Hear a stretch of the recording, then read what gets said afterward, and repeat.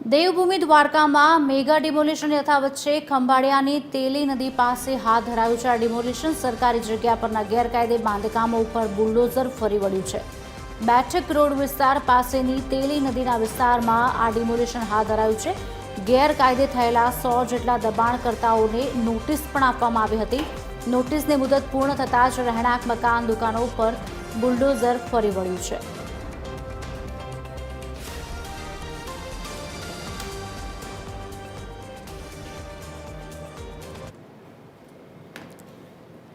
आज अंगे વધુ વિગત આપશે અમારા સંવાદદાતા ખુશાલ ફોન લાઈન પર જોડાયા છે। ખુશાલ, મેગા ડિમોલિશન હજી પણ યથાવત જોવા મળી રહ્યું છે, શું વિગતો? શ્રી ખુશાલી જણાવી દો તો દેવભૂમિ દ્વારકા જિલ્લામાં ડિમોલેશન હજી પણ યથાવત જોવા મળ્યું છે। ગત થોડા દિવસો પહેલા 100 જેટલા દબાણકારો પર નોટિસ ફટકારવામાં આવી હતી। જે દબાણકારોની નોટિસની મુદત પૂર્ણ થતા તંત્ર દ્વારા દબાણકારોના જે દબાણ હતા, રહેણાંક મકાનો હતા, તેને ડિમોલેશન હાથ ધરવામાં આવ્યું હતું। જી આભાર ખુશાલ।